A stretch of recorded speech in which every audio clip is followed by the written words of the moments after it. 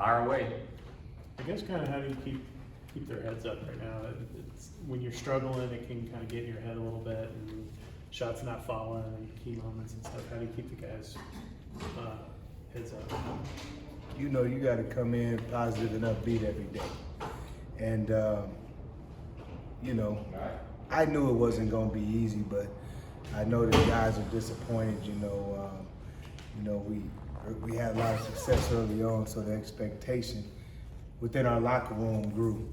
And, you know, now you're trying to, you know, manage that, and at the same time get them to understand, you know, you got to keep playing hard, you got to keep playing with a purpose. And, you know, that's what you do every day.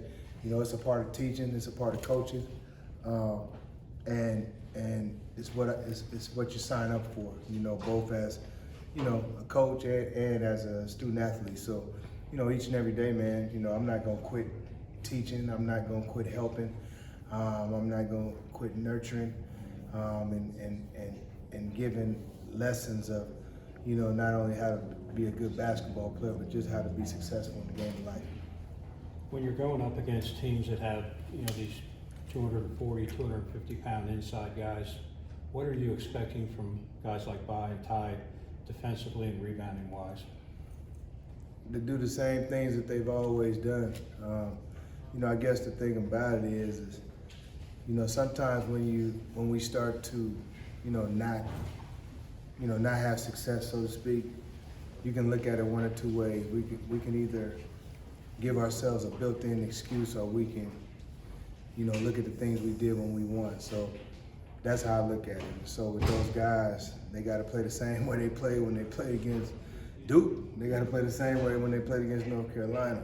They got to play the same way when we played against Clemson, because arguably those three teams have the best big men in the league. You know, so you know, they have to run the floor. They got to box out. They got to make multiple efforts on defense. They got to make layups on offense. They got to be good screen setters. You know, that's the biggest thing for me. I don't expect them to do, you know, anything more than that. You know, and they've had success.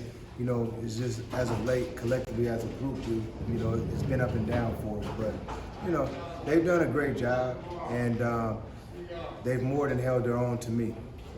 When you look at a guy like Sacco in the game he had, when you're watching practice, do you see something like that coming?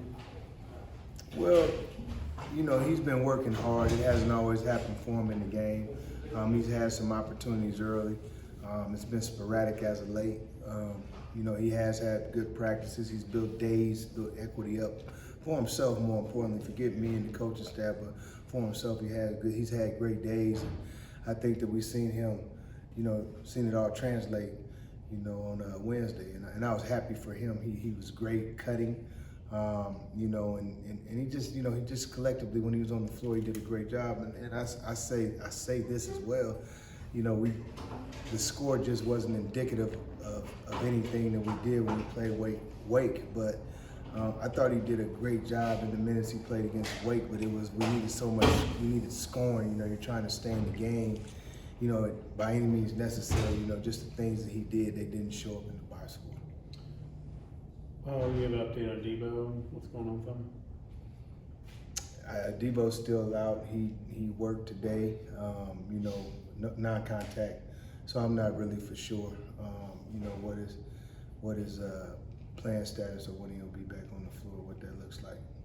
You've had some issues in the last minutes of games, you know, scoring, finding the go-to guy. I mean, is that a matter of finding someone with confidence that's willing to take the shots and you know, put himself out there to score? I think it's playing with each other.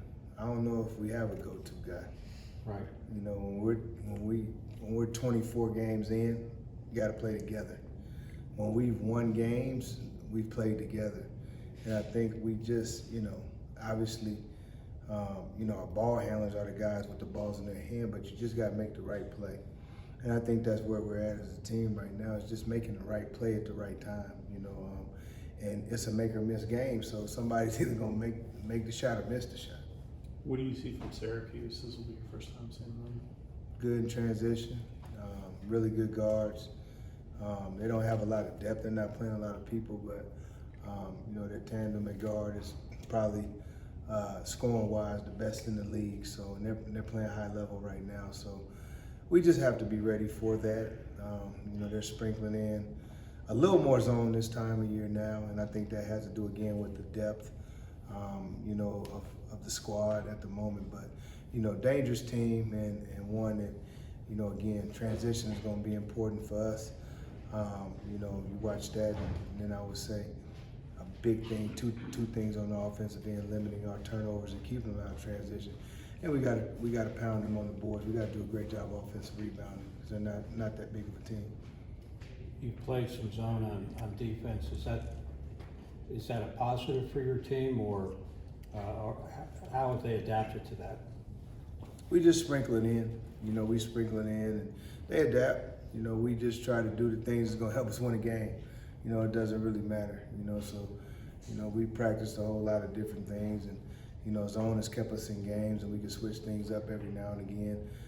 So it's been good to us in moments, and, you know, we're prepared to use it as I see fit.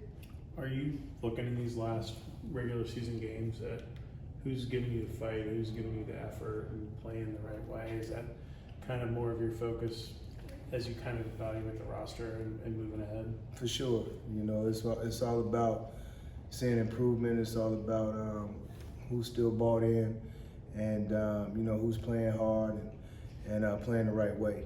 Those are the things for me. You know, I get discouraged, but when I look back on it, I'm positive at the same time too. Like I say, with the exception of a couple games, we've been in every game we play. We just haven't finished. We got to learn how to finish. That's an issue for sure. But at the same time too, we've competed, and with the exception, I would say Wake Forest game, you know, we've done that from start to finish, and I've been satisfied with the effort. We just got to have more. You know, I mean, at this juncture of the game, you know, it's you know, it gets redundant to talk about the same things, but, you know, we can't one-hand rebound. Rebounding killed us last game. We got to know scouting reports. You know, we're closing out on the Davis kid from Notre Dame, and he's a 9-shooter. So, you know, there's that. To me, it's the attention to detail, and we just have to continue. We have to keep doing that because we'll be in position. We'll be in position to win the game against Syracuse. We just got to go do it. With Tafara, hands seem to be an issue. Kind of how do you coach like ball security when you're going to the rim, that kind of stuff? Like he's lost so many balls that way, or rebounding and stuff.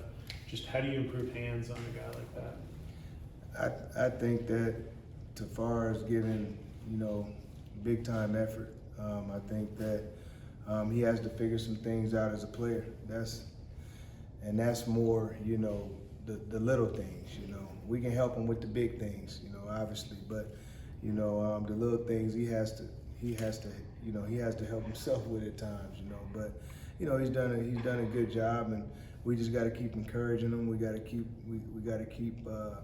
being in his ear about playing hard. That's the biggest thing with me for him. Just continue to play hard. You talk about, you know, the small margin of error for winning and losing games. If you go back and look at the ACC schedule, I think aside from the Virginia Tech game and the Wake game, the difference in scoring has only been like 5 points. So it's not like you guys are far away from, you know, being the team you want to be. It's just like you said, going after those little stuff. Yeah, it's not. I mean, we don't have a big margin of error. I mean, but if you guys remember when I talked at the beginning of the season, I told you guys that anyway. If you go back to the very first conversations that we had when the season started, I said our margin of error was this big. Right. It didn't matter who we played. It was Georgia, Southern, or Duke, and that's been the margin of error. And so games could have easily went our way, but you know, in those moments is when you got to pay the price, and you got to look back and you have to ask yourself, did you pay the price? And sometimes, you know, ultimately we didn't pay the price, you know, because the ball didn't bounce our way. I don't really believe in, you know, all the stuff that come with it, but I do believe that if you honor the process of getting better each and every day in practice, I believe that some of those balls fall your way. I do believe that. One more? No? Cool. Thanks, Coach.